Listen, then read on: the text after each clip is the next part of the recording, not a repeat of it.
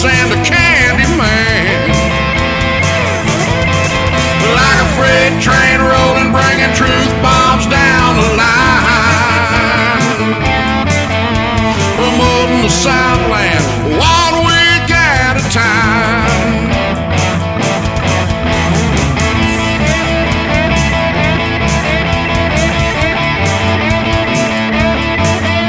Promoting the Southland 1 week at a time. SCV chat starts now.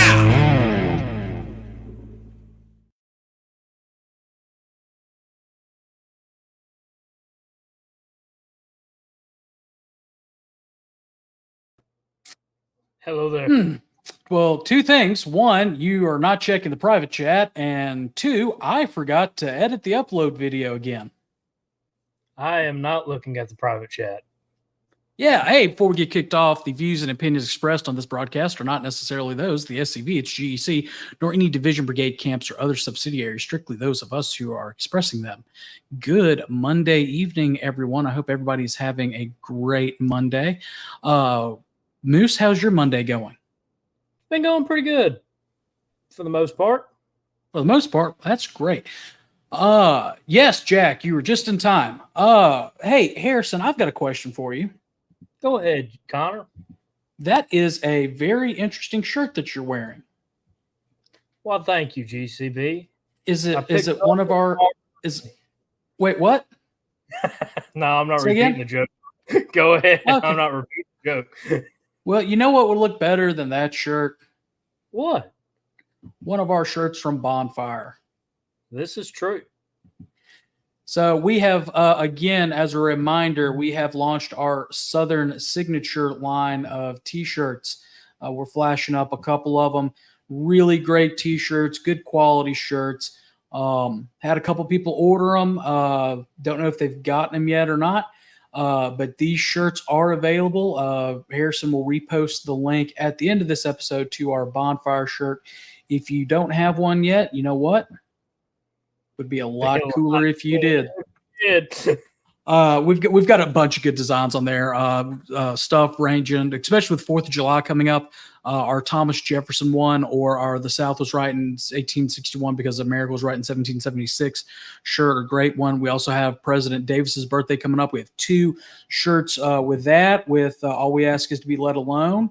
We have another one that's out there, but it comes in multiple colors, including pink for the ladies. And of course, our just regular chat logo shirt. No,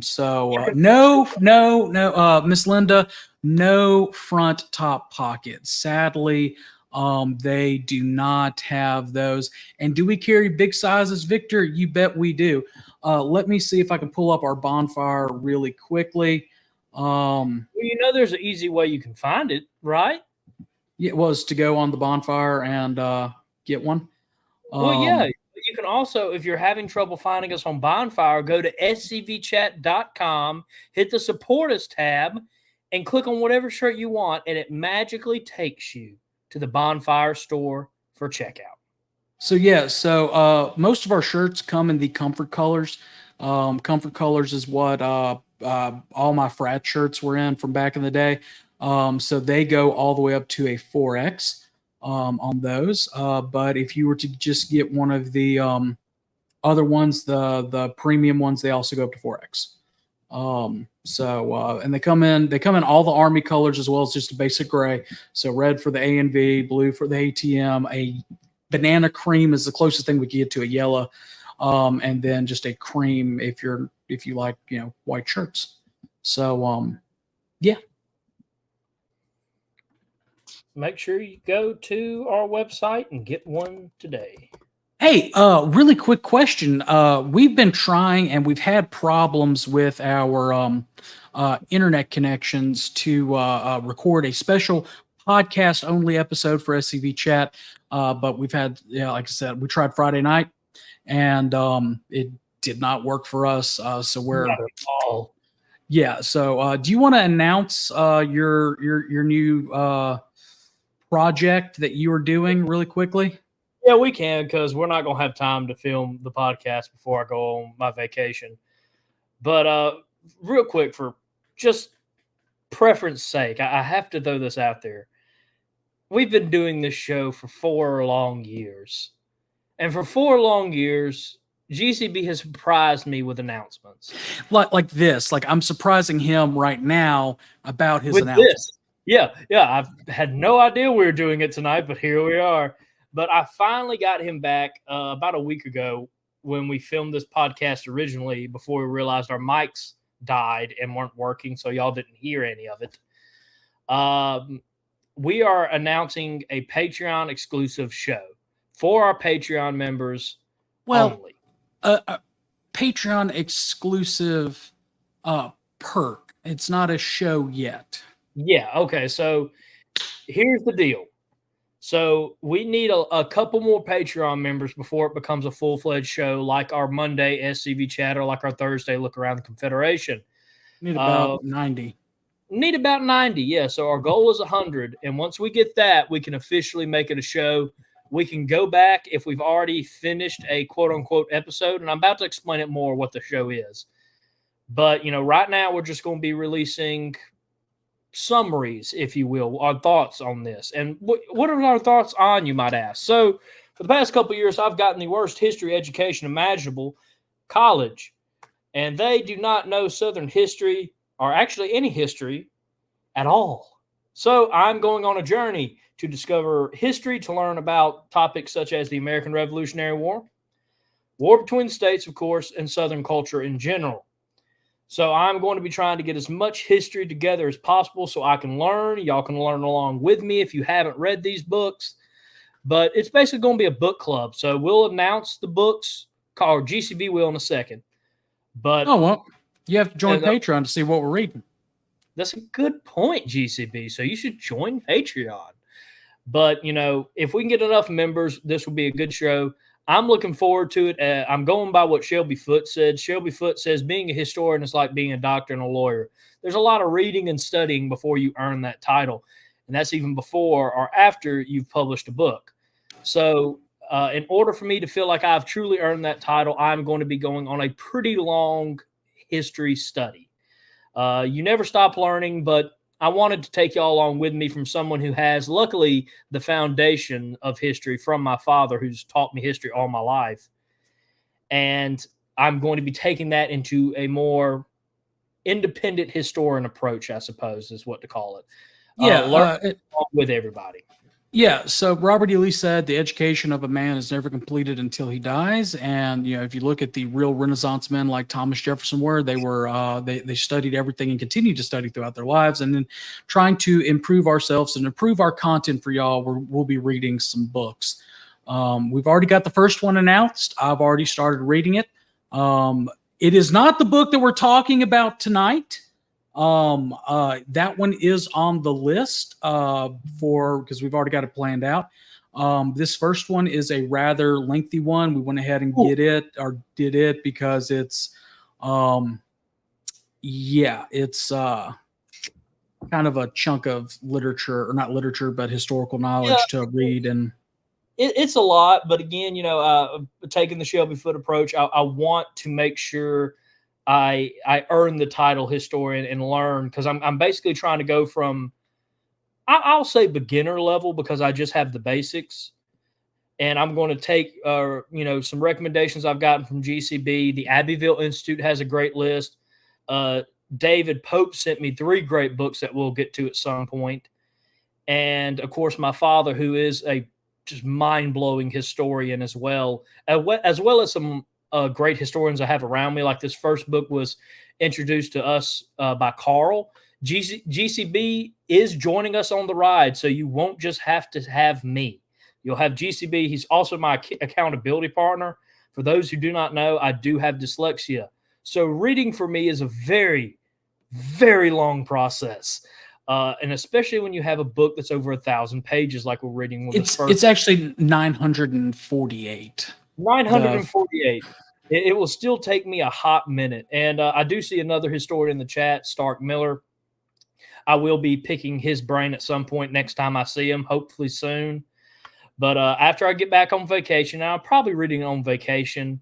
I'm not going to lie to you. I do enjoy reading history books. So I'll probably read it on my vacation. But starting for me officially May 20th, when I get back, I will be reading this along with GCB. And we'll be posting updates on Patreon. Again, we need 90 more Patreon members before it can become a full-fledged show. And after it does, we will try our best to go back and record episodes of the books we've already done. But it depends on how far we get.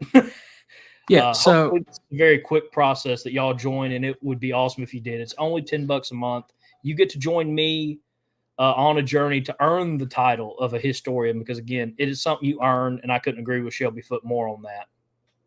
So we're literally we're literally going to this book is split up into several different parts.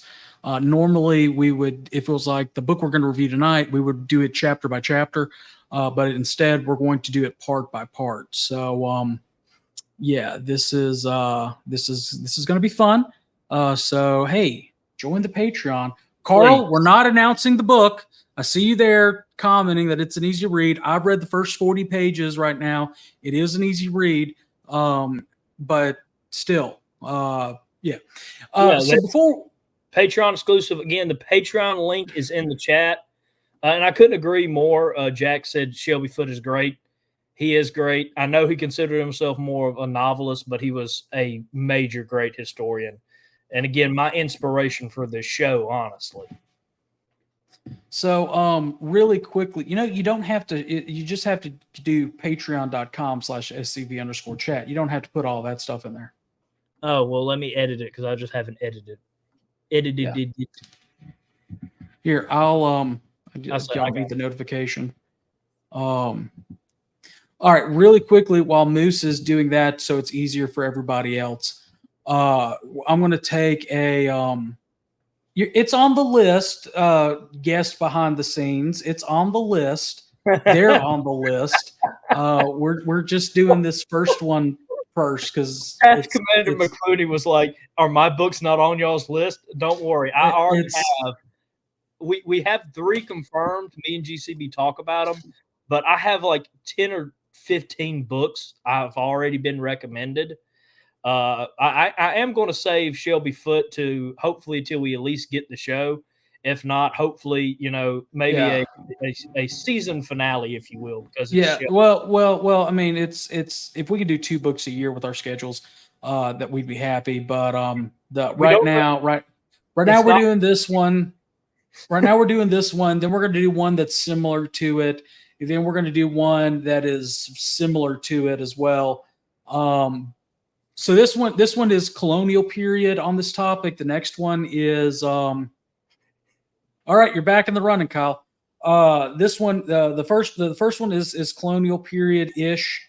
The second one focuses on the antebellum period, and then the third one is kind of postbellum / early 90s is when this book came out. So it was written in that time period. So those are first 3. Then we'll get into Yazoo Pass. We're doing that one first because it's my favorite. And then possibly after Yazoo Pass, Holly Springs. But anyway, a couple of things before we continue on. I want to take a moment of personal privilege for this. And earlier today, a post was made on social media. We're not going to say who made the post, and we're not going to say what it was about. But in that post, we were specifically, SCV chat was specifically mentioned in there, and the author of that comment, who commented this twice, insinuated that we here on SCV chat are stepping away from the battle flag. And it really got under my skin, and I want to clarify a couple of things. First and foremost, if you go on our page, you see that we use the alternative SCV logo. We do that for a couple of reasons. One, we do not have permission to use the copyrighted corporate logo from the GEC. And second, even though we start our show with our disclaimer and we continue whenever we say something that could be considered controversial or a topic could be misconstrued or something like that, given the amount of enemies that we collectively have, as well as the way technology and the way that our show is broadcasted live, we don't want anything that we say or that we do be a negative reflection across all of the members of our organization. We don't want any confusion about that. So we do that. We want to make sure and be clear that we are not speaking on behalf of our organization. So I really want to emphasize that. As far as us stepping away from the flag, we're not. We never have. In fact, we left our first broadcasting platform, Twitch, because they put out a ban on the Confederate battle flag. It's so stupid. Yeah. So clearly was not that. Even though this person, mentioned us, I will say this: the name of that gentleman does not sound familiar to me, so I'm not familiar with him. But for those that still may think it, let me give you my personal credentials. And I want to preface this by saying I'm not I'm more Confederate than you type. But because I have been attacked, or I feel like I've been attacked on this, let me tell y'all a little bit more about me and some of the stuff that I've done, at least dealing with the Confederate flag and how I feel about it. First and foremost, as I've mentioned before, I've been involved with the SCV for literally all my life. I spent growing up in cemeteries putting out Confederate flags and marking Confederate headstones. When I got more involved in the SCV, I was Division Color Sergeant for the Mississippi Division SCV. I traveled from Corinth to the coast, from Vicksburg to Meridian for 4 years as the custodian of the division colors. I commanded our color guard for the most part, either carrying the battle flag or carrying the 3rd National, because if you look at modern drill, whoever carries the colors is the one that is commanding the group. I implemented a rule that is still somewhat followed to this day, that if you're in a Confederate uniform, you do not carry a federal flag or a state flag. You carry just Confederate colors. I did that because I have such respect for what we're trying to represent and what we're trying to portray. As Lieutenant Commander of the Mississippi Division, as a member of the Mississippi Division, and as Commander of the Mississippi Division, I spent countless hours collecting signatures, verifying signatures, getting signatures certified with 2 different flag initiatives to preserve the Mississippi flag of 1894 that had the Confederate flag in the canton.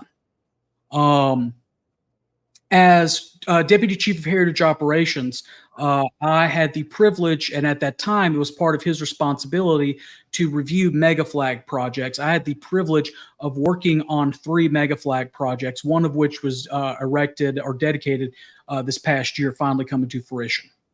As commander of the Mississippi Division, I ensured that 5 original Confederate flags that are in the Mississippi Department of Archives and History's collection, which that department cannot, because it's a state agency, cannot spend the extra money to preserve those textiles, those pieces of history that our ancestors actually carried into battle, fought, bled, and died for, were preserved for future generations to be able to honor, study, and maybe learn about. Besides the bronze gravestone marker and the ball caps, because I have a huge head and I don't look good in caps, besides those 2 items, I've probably purchased just about every piece of logo item that the national headquarters has to offer, and either I've outgrown it or I've given it away to somebody new into the SCV because they were so on fire and I wanted them to have it. And I would have bought everything if I wasn't a broke college student. Yeah. Again, I'm not more Confederate than anybody else, but I'll be damned if I will ever be accused of stepping away from the flag. And just my own point of privilege, I'm not going to talk about it much. I try my best to be a peacemaker. That's the whole reason I ran for office in the SCV. I wouldn't do that because I'm content with what work I'm doing right now if I didn't feel like we needed peace in this organization to focus on our enemies. But 2 things.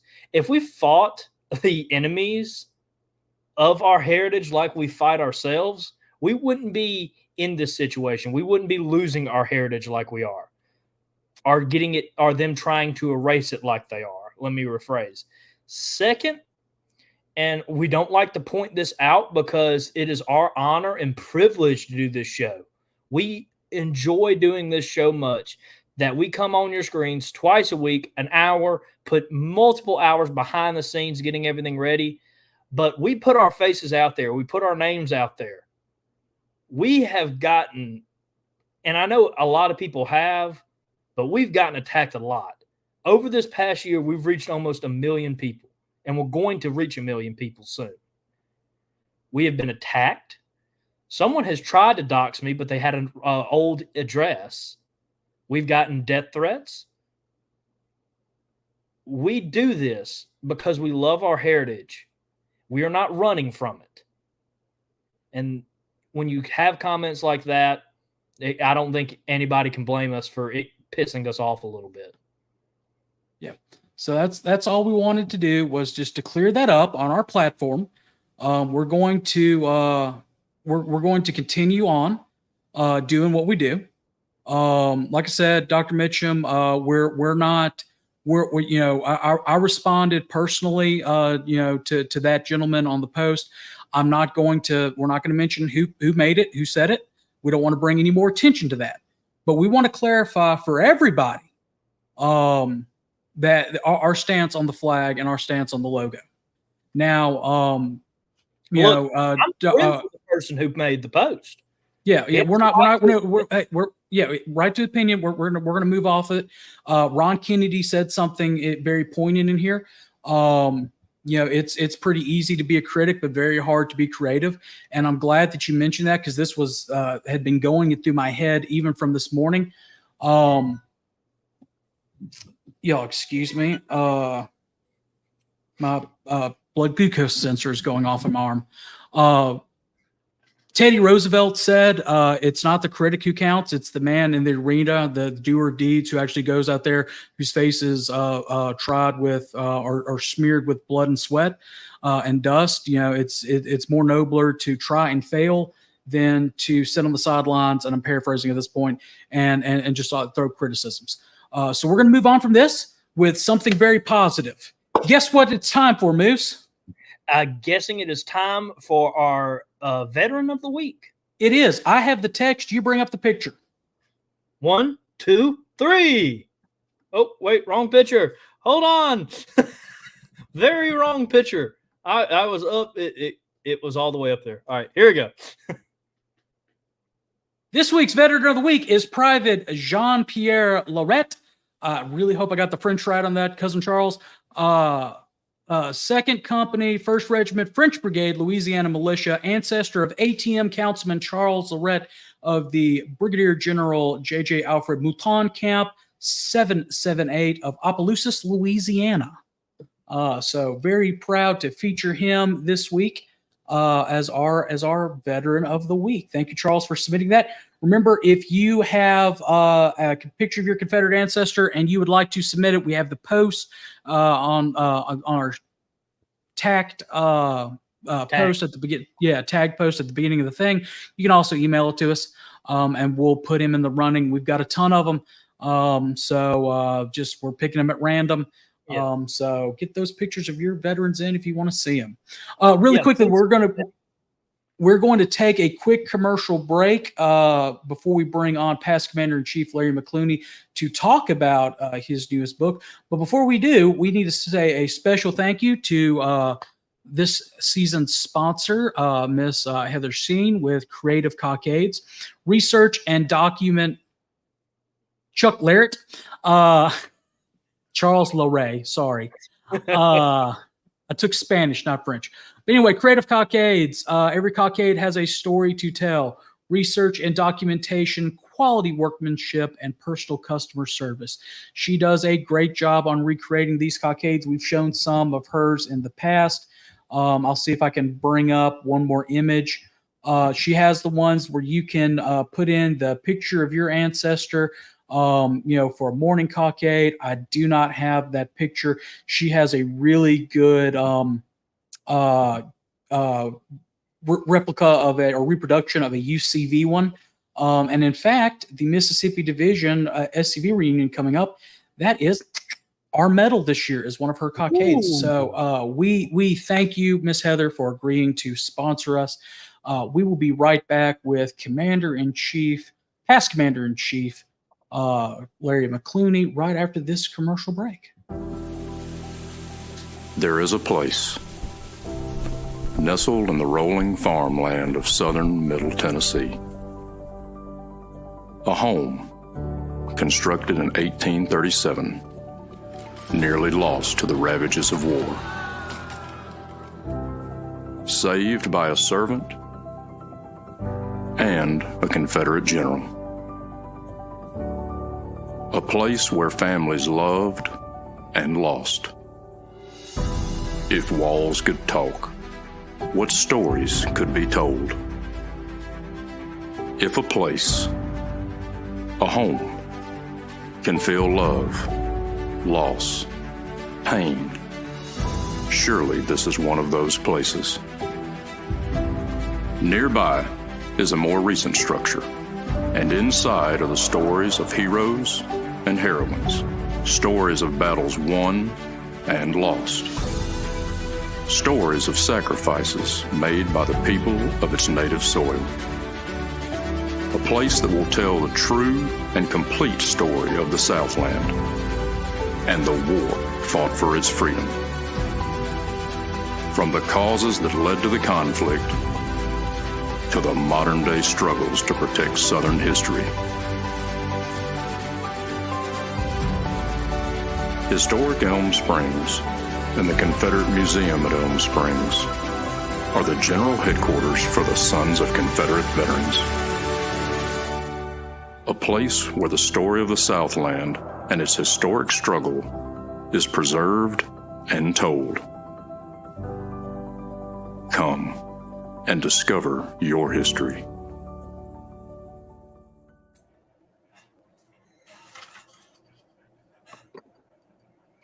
Again, thank you, Heather, for sponsoring us this season. We really appreciate it. But we have with us this evening past Commander-in-Chief, the self-proclaimed next Shelby Foote, even if he does say so himself, Larry McCluney, on with us to talk about his new book. Past Commander-in-Chief Larry McCluney, how are you doing, sir? I'm doing great. Now, I have got to say something, though, since you had to air a few things out. And I would be amiss as past Commander-in-Chief not to say something. But wasn't that a great commercial y'all just showed? Yes. Oh, yeah. Yeah. And wasn't that an SCV corporate logo there? No, because it's not the trademark. There's no trademark on it. That's right. That's right. That's right. But hey, y'all had permission to use that because we created that, didn't we? Yes. Yeah. All right. Well, I said my piece. So, but it's great to be here. For a lot of people that don't realize that I support these young men 100%. It was kind of like a brainchild that they came up with and approached me when I was Commander-in-Chief. And I said, go for it. Go for it. You got 100% support behind us. And I know the GEC would support you 100%. And look where you are now. It's hard for me to believe how much y'all have grown. Yeah. I've shrunk. Harrison's grown. Wider. We won't comment on that. So No, I mean, I used to be 5'11". Now I'm 5'10" and a half. Old age is catching up to me. yeah, I can remember you running across the cemetery field when I was leading a color guard, and I think you weren't even about 12 years old yet. Yeah, Had a brand new Confederate uniform on that you were so proud of, and jumped right into color guard with us. Anyway, so your new book. Please tell us more stories about baby Connor. Nope. No. We'll leave that one. That's enough of that. That's enough of that. All right. So your new book is Gunboats, Rivers, Bayous, and Railroads. Just came out with it. I believe Frank Powell and Scuppernong Press is the publisher. That is Frank's company, right? Yes, Guppernog Press, Frank Powell's company. Great printer and publisher.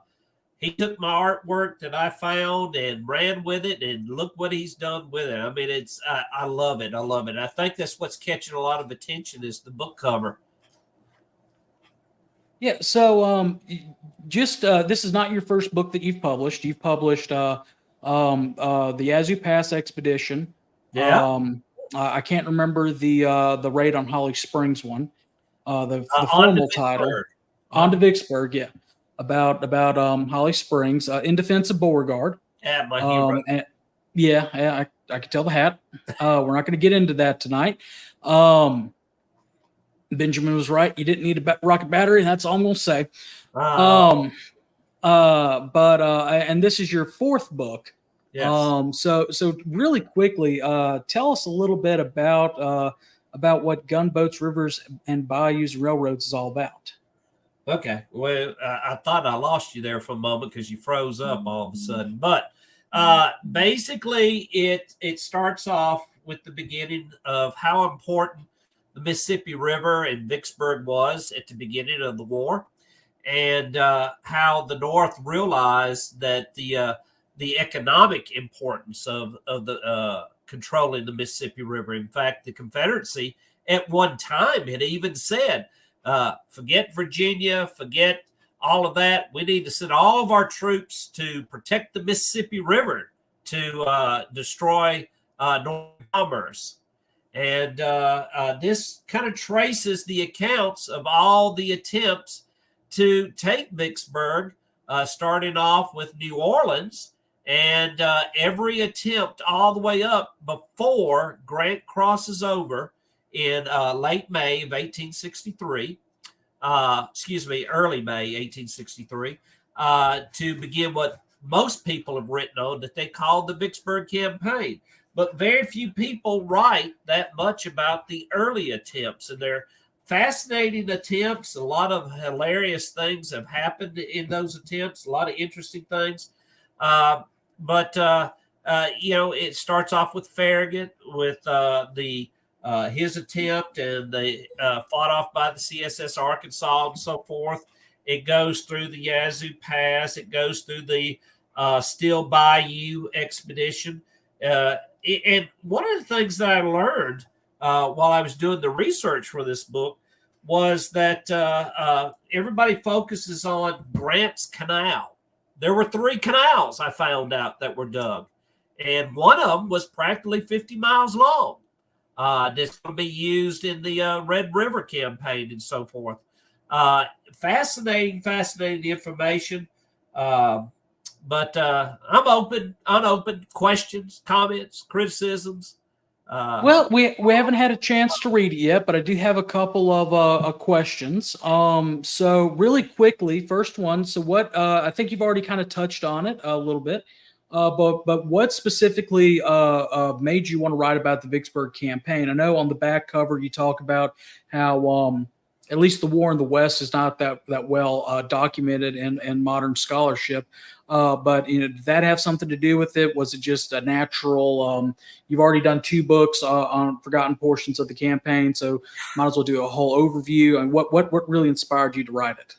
Well, you hear so much about Gettysburg, and there's so much written about the war in the East, and a lot of people don't realize just how important and how significant that actions took place in the West. I truly believe, in my mindset, that Vicksburg was the turning point of the war, in a sense. Not Gettysburg. It was Vicksburg. Because once northern commerce could flow from the northern states all the way down to New Orleans, that made a huge difference there. In rallying the northern states behind Abraham Lincoln. But not only that, it cuts off the western portion of the Confederacy from us. We lose men, we lose material, we lose food stuff. We actually lose the opportunity of getting in Confederate blockaders, bringing in material from Europe and other places that was being dropped off in Mexico, going into Texas and so forth that way. But it's just, I believe, an important history that people have overlooked that is part of the evolution of the Vicksburg Campaign. And it also gives you insight about who these Western commanders are for the Federal Army as well as for the Confederacy. A lot of the West is just overlooked because the big battles that gain a lot of attention is in the East. And people forget about how important New Orleans was. That was a huge blow to the Confederacy that was lost because of shipbuilding there, because of industry and factories and so forth like that. But it also puts a finger on just how important Vicksburg was. I point out in the book that Vicksburg, when they went to the Mississippi Succession Convention, they were, in a sense, against the state's succession process, against the succession, because they knew if succession takes place, Vicksburg is going to become a focal point in this war. How important was Vicksburg to Mississippi at that time? Vicksburg, you got to remember, has a railroad from Vicksburg, goes all the way across the meridian.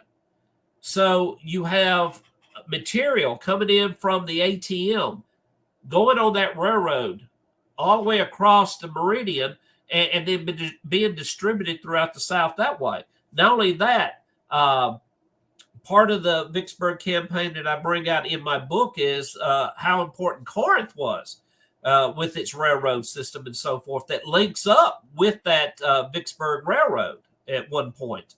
So it was that significant of a position that needed to be within federal hands. And once Vicksburg fell, there was only one other spot left, and that was Port Hudson.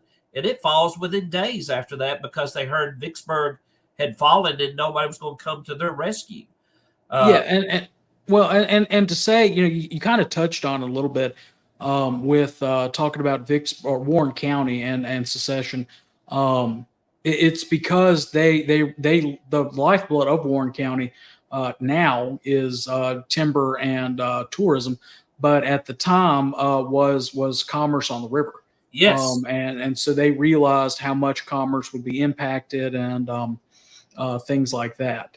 Well, let me say this, since you brought it up, once succession did take place, the citizens of Warren County were 100% behind its state's decision, and they supported the war effort wholeheartedly. When Farragut comes to Vicksburg with his fleet, he sends out a rowboat with one of his captains, and he comes within range of the guns of Vicksburg, and a shot is fired across the bow of the rowboat, letting him know, don't come any further. And he asked permission to row up to the docks because he had a message to deliver. And he said, I will be back within a half hour for your reply. And basically the commander said, Mississippians do not know the word surrender. So, this is the defiance that Vicksburg had toward Farragut's fleet. And all of that's brought out in this book. Definitely interesting on that because Natchez, which is about 2 hours south, depending on who's driving, they capitulated immediately. Yes. Immediately after the federal fleet showed up. So we do have a couple of questions that have been sent in from potential readers. The first one I want to bring up is from Jason Lloyd. Jason asks, is there a chapter or a discussion on the Chickasaw Bluff, Battle of Chickasaw Bluff, Chickasaw Bayou in 1862? Oh yes. It's chapter 8. It's about 16, 20, 30 pages long that covers Chickasaw Bluff and the significance of it. and how it played on Sherman's psyche after his loss there. Not totally mentioned in this book, but there are later works that were written, earlier works that were written by other authors that talked about how the impact of Chickasaw Bluff was on Sherman, because he felt like he was losing favor with Grant as a result of that. But there's a 30-page chapter on Chickasaw Bluffs on there, Jason. Hey, who commanded at for Confederate side at Chickasaw Bayou? Stephen Neal Lee. There we go. Got to plug him. Another Got to plug him. Chief of Heritage Operations Ron Kennedy says that he read in the original Confederate Veteran that a black craftsman in Yazoo City constructed the mine that sunk the USS Cairo. Did you run across that information? No, that's an interesting point. No, I have not. Yeah. Well, yeah. That's the one thing that I love about the Vicksburg National Military Park. They don't advertise it, but it holds the largest monument to the Confederate Patent Department in the world. Oh, the USS Cairo. Yeah. I was reading some of the chats here. Somebody was mentioning about Confederate Naval Lieutenant Brown. His dealings with the Arkansas. Both of y'all know I'm from Greenwood, and that's mentioned in the book. Greenwood, after Memphis falls, the Arkansas is brought down to Greenwood, Mississippi, to be built. And the original lathe that was used to in the construction of the Arkansas is still being used today here in Greenwood at a private facility. And it's even though it's that old, it's still pretty accurate down to the exact measurement if you want to lathe something on this process and so forth. But the Arkansas, and who was it that brought it up? It looks like it was probably Dr. Mitchell. Yeah. Hey, Mr. Mitchell, Dr. Mitchell. Brown would command the Arkansas when it's moved from Greenwood to Yazoo City. It's brought up in my book, where it would receive its engines and its armaments and would leave from Yazoo City there, and it would be called the Terror of the Yazoo. It would take on Farragut's entire fleet, not just his fleet, but a second fleet that came down from Memphis that joined up with Farragut there. So he's up against a river fleet as well as an ocean-going fleet there at Vicksburg. Takes them on, runs aground a couple of ships, terrorizes the rest, and then goes to the safety of the bluffs of Vicksburg. And I talk about the horror that those men went through on the Arkansas in my book as well. They ran the gauntlet. I'm trying to pick up a find actual the picture of the mural that's there at on the wall at Vicksburg. And had Alan Palmer's hero decided to play it smart and keep the Arkansas, she wouldn't have had to been scuttled. Yeah.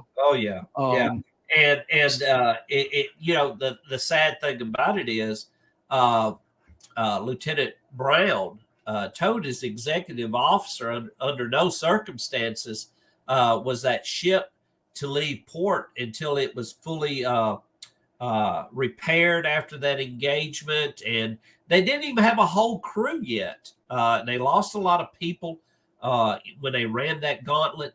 And it was Van Dorn who went over everybody's heads, went all the way up to the Confederate War Department to get those orders to force the Arkansas to support the recapture of Baton Rouge. Yeah, that's a great picture right there. Yeah. And my personal connection to the CSS Arkansas with the late Lamar Roberts. Yes. who was a business partner of my dad and just a good, like almost adopted grandfather for me. And so I grew up, hearing stories. Dad even did a talk on Brown. And he is a very unknown hero of the Confederacy. Oh yeah. Being with the Brownwater Fleet. So what other unknown historical figures do you write about? I mean, everybody, of course, has heard the name of Stephen D. Lee and John C. Pemberton and Grant and McClernand, and but what do you cover? Any of the lesser known commanders out there? Well, of course, I cover General Hovey, and Watson Smith is an interesting character for the Federal Navy. And I won't go into any great details on that because Watson Smith is going to lead the naval expedition for the Yazoo Pass expedition. Then, of course, there's this character better known as Colonel James Wilson, who eventually becomes General Wilson, who leads Wilson's cavalry against Nathan Bedford Forrest. And I mentioned Forrest a lot in there, but one of the really interesting characters that a lot of people don't know about is that Forrest had a younger brother, and he commanded a company of state Mississippi militia cavalry that was in the Yazoo Pass expedition. And I won't go into the great details on that, but there's a funny story with that, how he gets kind of, scared away, as Forrest likes to say, scared. He gets scared away at the Yazoo Pass by a family of wild hogs in a certain engagement. So we'll leave it at that so that people can read. But can you imagine General Forrest, his surprise hearing about his youngest brother getting scared away by a family of wild hogs in the bayous? Definitely. I'd hate to be a fly on that tense wall. Yeah. So one other question that I'm looking through my list really quickly to find. Oh yeah. Or two more questions, and we have one more. I'm going to jump back to another one that was sent by a viewer. So being a author and a historian and educator, that firsthand sources are what makes a historical work. What firsthand sources were you able to rely on for this work? Heavily, of course, on the official records, heavily on that, because believe it or not, there is more. I don't want to talk too much about the different chapters in the book, but I will mention Yazoo Pass that a lot of people don't realize. And the reason why I pick on Yazoo Pass, because I live here in Greenwood, and that was where things came to a head. But a lot of people don't realize that there's more written on the Yazoo Pass expedition in the official records than it was the entire Gettysburg campaign. So you have to rely a lot on the official records on that. And I find that a lot of people really appreciate the fact that I bring up a lot of these points in official records on that. But just to name a few, I call upon some eyewitnesses that were involved in this. I use their diaries, such as Private Cyrus Boyd's diary, who was part of the 15th Iowa. I know a lot of people want to say, well, where's our Confederate diaries? Believe it or not, you get a great perspective how the Yankees saw everything when you read about information they have out there. And believe it or not, a lot of the stuff that I've uncovered about this, they were scared, guys. They were really scared of what was taking place. Some of the graphic accounts that they bring up about digging graves along the levee, because the Delta at the time was so flooded that it was washing the graves out. And how about some of the diaries pointing out about how they had to either camp on the levee or stay on the transports because it was the flood stage at the time, and they were actually camping right there in the same spots where they were burying guys, and they were also getting sick from dysentery because they were leaving themselves right there in the very water they were drinking from.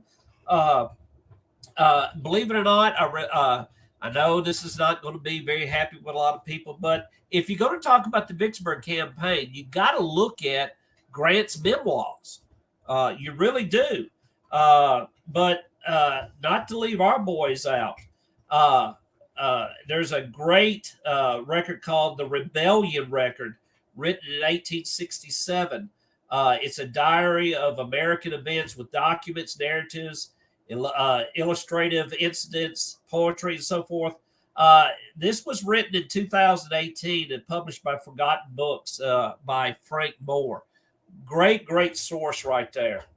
How about 14 Letters to a Friend, the story of wartime ordeal of Captain DeWitt Clinton Fort, CSA. Great diary right there. But lots of diaries I consulted that you'll see in the bibliography that I have there in the book. Also, newspapers of the time. Lots of newspapers of the time that wrote eyewitness accounts and so forth.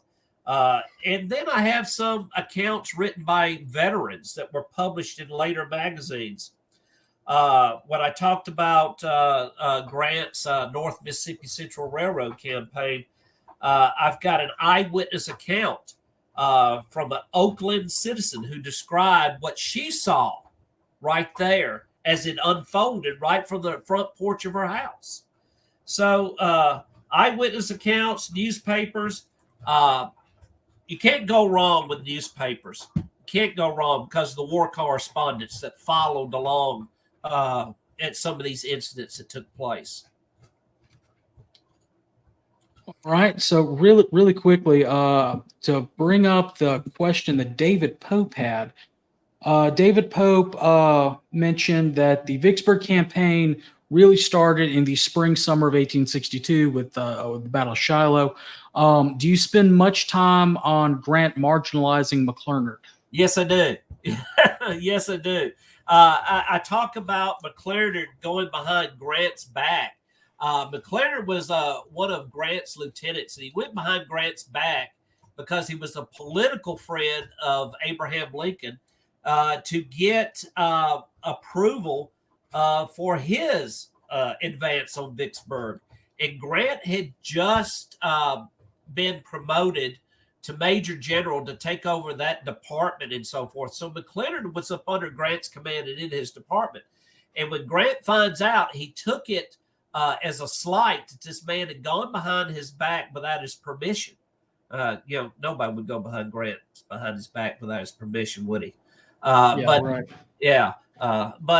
that forced Grant to have to hurry up with his first attempt on Vicksburg that failed, and his attempt's going to start in November. But what was it Pope was bringing up about all of this started in the spring and summer of 1862? I have to agree with you, Pope, because Shiloh actually was not supposed to happen. Shiloh should not have happened because all Grant was ordered to do was to gather his forces there before they could move on to Corinth. Beauregard and Johnson see this as an opportunity to attack Grant before he can gather his forces there. And that's where it all begins. And then on to Corinth after that. So we see all of this unfolding right there in the early stages, and I bring that up in my book in the setting the stage of it. I have... yeah, go ahead, Harrison. Raise your hand. Okay, Harrison. Thank you, Commander. You're an educator? 32 years. Oh, congratulations.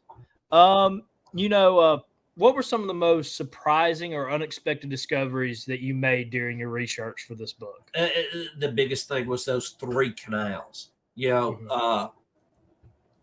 a lot of us always grow up hearing about Grant's Canal. But I find it interesting that there are actually 2 other canals that Grant had authorized. And a lot of people just don't hear that much about it. In the closing chapter of my book, I bring up a canal at what was called Duckport's Landing in Louisiana. That was the 3rd canal that was dug, and it was probably the most successful one. And it's going to be used, like I said, eventually in the Red River Campaign. It's going to be used a little bit to help with the capture of Port Hudson and so forth. So that was a huge surprise. I'd never heard of this place before. And, I find it interesting on both sides how the use of engineers is heavily used in these early attempts and so forth. Yeah, you would only think on the federal side because of the digging of the canals and the constructions. How about an attempt to divert the Mississippi River so that Vicksburg would be left high and dry, so they wouldn't have to worry? Just if we could divert the river, we'll just bypass Vicksburg. So, I did know that. I did not know that. I mean, I've heard of it, but I didn't know it in the great details that's brought up. That's a huge feat right there if you can divert the Mississippi River. Very true. Yeah. We got just a couple more questions. One from our chat head, GCB. That good-looking guy is, and I think the author's actually in that tintype as well. That's his profile picture. I don't know. But anyway, how did the geography and the topography of the entire region, I said the Vicksburg region, but, both across the river and central Mississippi for the entire campaign, impact Grant's strategies and tactics? And really not just Grant, but, employed by both the Confederate and Federal forces? Well, in a sense, let's go back to Grant's first attempt to take Vicksburg. He always believed that the way to take Vicksburg was the most direct route, and that was following the railroads down from Holly Springs all the way down to Jackson, and then from Jackson to Vicksburg right there. He could use the railroads to support his advances and resupply his men. But Pemberton, enough is not giving credit to Pemberton. We bash him because of surrendering Vicksburg, but if you read what he did in slowing Grant down and stopping Grant, putting key people in certain positions, for example, Vicksburg probably never would have happened. The great big battle probably could have been around Grenada, Mississippi, when Pemberton falls back from his original defensive line along the Tallahatchie River to behind the Yallabusha River and builds a series of forts around Grenada because of the railroad there. That could have been the big battle right there, and it never happens because of the raid that takes place. How about all the different attempts to approach Vicksburg by the Bayous systems, the rivers networks? Yazoo Pass, they blew the levee that goes into the cold water and then links up with the Tallahatchie and then onto the Yazoo River. Rivers were important in the West. And I truly believe that was the reason that Grant was so successful. He controlled the railroads in Mississippi once he took Corinth and down to Jackson. Once he takes Vicksburg, he controls the railroad across the meridian. He realized the importance of the rivers. Ergo, he worked very well with the Navy and so forth. But also he realized that the topography, the bayous, the rivers were also a hindrance, whereas Pemberton used this to his advantage at times for defenses. Even Farragut realized that the bayous, the other rivers, was a hindrance to his attempt to take Vicksburg and so forth, because he was constantly worried that the waters were going to drop and have his fleet stuck there right outside of Vicksburg. A lot is not mentioned enough about the different seasons that was so important when to approach Vicksburg. What was it? Winfield Scott always talked about the mosquito season. Not a good time to attack because of diseases and so forth. Yet, this is brought up in my book, how these men, when they were digging the canals and so forth, a lot of them die from malaria and the mosquitoes and so forth that begin to spread diseases. So the bayous, the rivers, depending on whose side you look at it from, I like how Pemberton used the topography to his advantage, but at times the topography became a disadvantage as well. As he was using the topography for defenses, that meant he had to spread his forces out. He had to send his cavalry out and so forth. He couldn't concentrate his forces until it was too late, when he finally figured out what Grant is going to do. But Grant really never had a whole lot of confidence in these attempts, according to he mentions. If he didn't have a whole lot of confidence in these attempts, then why did he even try them then? I had a good friend of mine, and I think a lot of y'all know Dr. Kurt Fields, who portrays Grant. He always said, Larry, what are you trying to do? Write a series of my failures. And that became the theme of the series of books I wrote on the early attempts to take Vicksburg, because Grant had to learn from his failures. But not only that, it points out the lack of support that we gave Pemberton when he needed it. I read through the official records. Sometimes some of the letters that he wrote out was just like one line that he sent out messages. Need pickaxes and shovels. Federal fleet is amassing. Need heavy guns and so forth. This man really gets a raw deal at times. And when he finally capitulates with Vicksburg, what does he do? He surrendered. He gave up his lieutenant general's position and becomes a lieutenant colonel in artillery to continue the fight.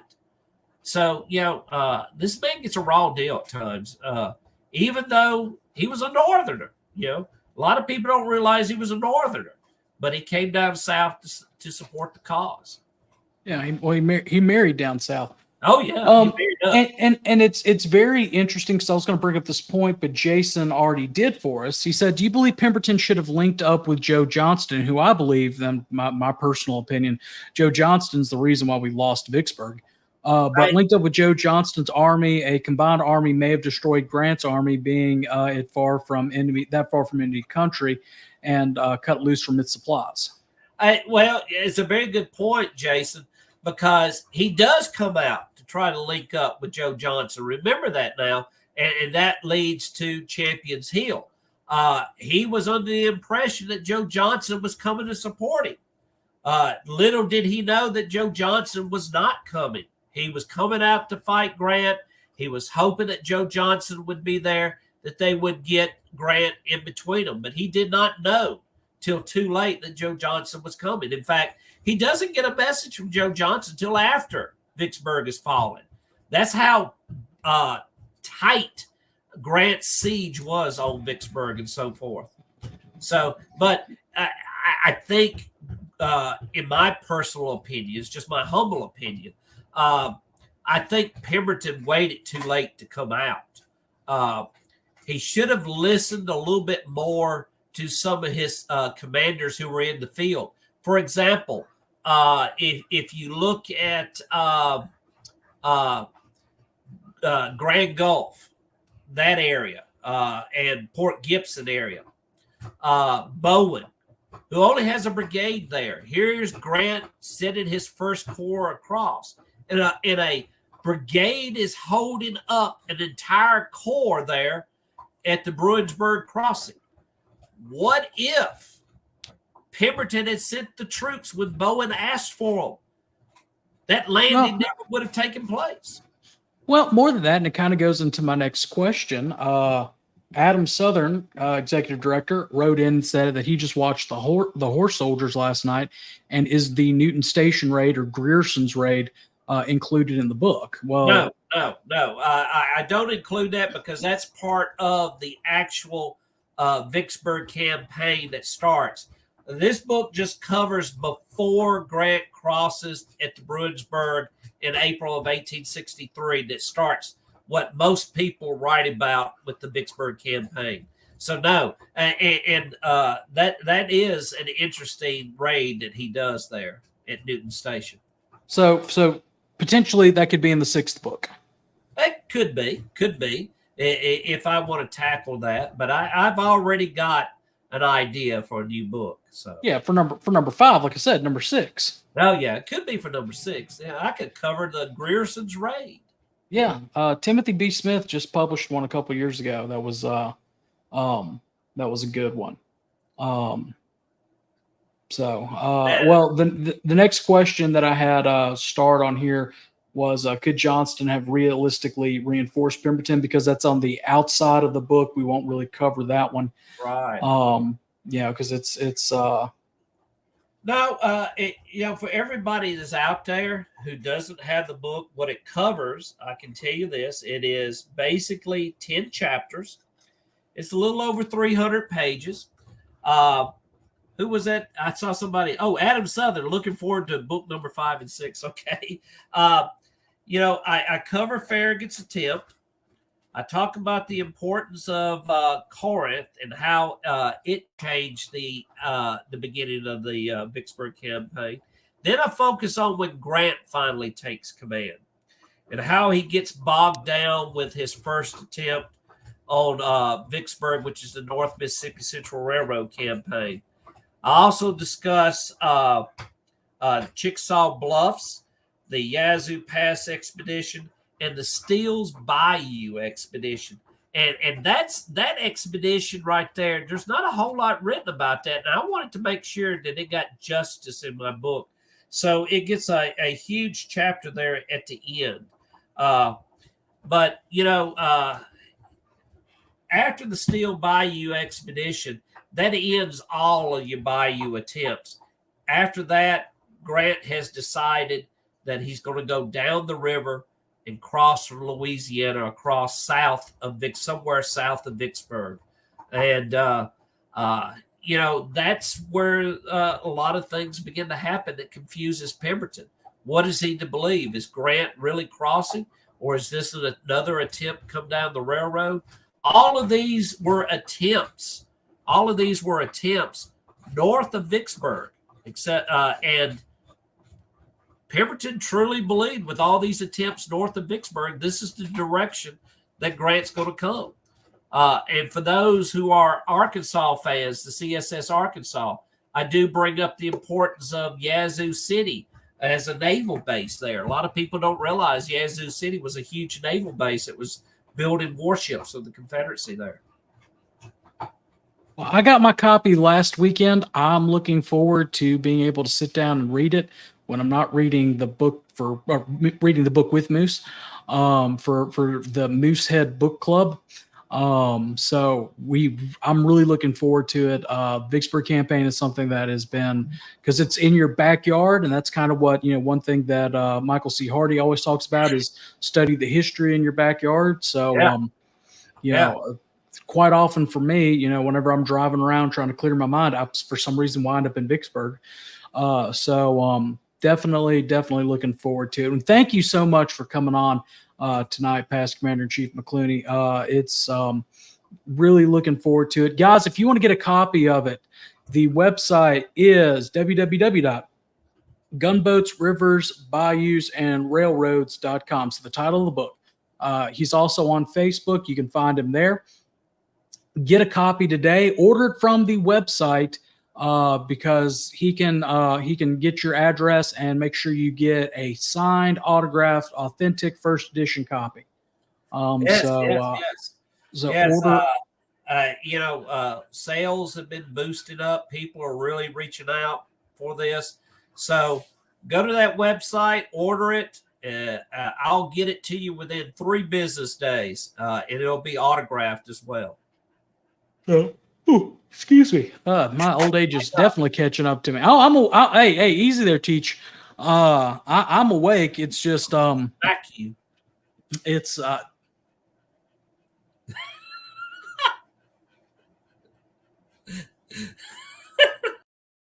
we lost connection with him. Yeah. Anyway, get a copy of the book. Get it today. Really, really proud that you have written now your 4th book. Really, really can't wait. Just because I know what number 5 is going to be about potentially, yeah. I can't wait for that one. And hopefully, when number a teaser. No, let them buy this book first, then they'll buy up all the copies of this one, right, Annette? So that you can get the next one. She's not in my office right now. She's downstairs. She's watching. Yes, but still, really appreciate you for being on. We are going to move you backstage as we begin to wrap up the show, so you can hang around, or if you got to go, we understand. But appreciate it, sir. Guys, we have some upsetting news about this week. We are not going to have an episode of Look Around the Confederation. Moose has got his final exams. As right after he finishes his final on Thursday, he leaves to go on his annual trip out of town with his friends his age. So we're gonna have to skip Look Around this week. I normally would jump in and host, but I actually got asked last second to speak at a camp, so I can't be 2 places at one time. Or else I would. So we will actually be doing a replay of Dr. Mitchum's episode where he talked about the Confederate patent. So if you missed that on the first stream, we'll be doing I guess this is book week for us, Moose. So doing Bust Hill Wide Open. Yeah. Oh, we're doing Bust Hill Wide Open. It's uploading right now. Oh. Sorry, Dr. Mitchum, we're not doing Confederate Patent. We're doing Bust Hell Wide Open. But still a great book about Bedford Forest. So still tune in, even though we will not be live. We will be back next Monday with I think next Monday we're doing trivia. I think you're right. I don't have the schedule in front of me, so I'll have to check afterwards. Hey, guess what? Guess what? We're doing trivia. We're doing trivia. This is what I was talking about earlier, everybody. Yeah, surprise. We do schedule things out, but sometimes we forget to check the schedule. But trivia was scheduled at some point. But we are going to do something different for trivia this year. Everybody knows that at National Reunion, we give out an award for Chat Head of the Year, Cross Spatulas, our awards after the oratory. And part of the parameters for the awards is that you have to be present to win. We're going to do something different. If you win trivia next week, you are the recipient of the first ever Michael C. Hardy Trivia Award winner contest. We'll be doing 1 trivia per season. This is that. So whoever gets the most answers correct will get that certificate. You do not have to be present. We will mail it to you. It'll be signed by us. So study up on your trivia, guys. It'll be the inaugural winner. And if you're going to be at National, we'll give it to you at National. But if not, we'll mail it to you. We may, if you do win it and you are at National, you may get something special along with it. Surprises. Yeah, we're not going to tell you what it is. It depends on if you show up to National or not. So win trivia and show up to National. You may get something extra out of that. Really quickly, as we are signing off, we wanted to remind everybody again about our Patreon. $10 a month helps us get on air, or it helps us improve our airtime. We'll stay on air. The show will remain free, but it'll help us be able to accomplish, things that we want to do. You can also support us by getting a shirt at bonfire.com. Go to scvchat.com under support us. You can get the direct link to all of our shirts. We currently do not have any promotions actively running on our shirts, but we will have one that we will announce next Monday. Ooh. Next Monday in honor of Jefferson Davis's birthday. So, okay, never mind. No, we're going to announce the giveaway so that folks can buy their T-shirts in order to get them in time for Jeff Davis's birthday, and it'll run a little bit after that. Remember that if you would like a copy of Commander-in-Chief McCluney's newest book, go to Gunboats, Rivers, Bayous, and Railroads.com. And of course, we cannot end without saying thank you to Miss Heather Sheen and at Creative Cockades, our sponsor for this season. CreativeCockades.com/company.site. Pull the thing down. I'm trying. 1 second. There we go. There we go. Remember, she has all the way from the Revolutionary War period all the way to even some modern day stuff, including things like you can put your camp logo in there, or you can put your camp namesake in there. All sorts of things. Really, really great historical authenticity at really good prices.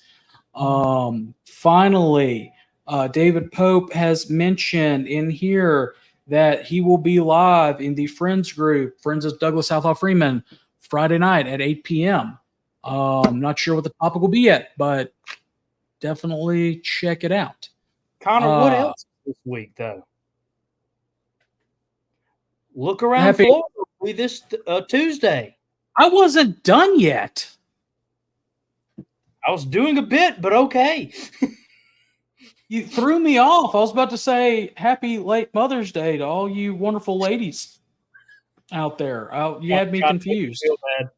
Yeah, you had me confused. I have a graphic. Remember to tune in tomorrow night for Look Around Florida with Sean McFall. That's every Tuesday at 8 p.m. Eastern Daylight Time or 7 p.m. Confederate Daylight Time until it goes to Standard Time. Then it's, those times on Standard Time. So 8 p.m., 7 p.m. Jeez. Well, all right then. Good night, everybody. And remember, no fumar in the elevator.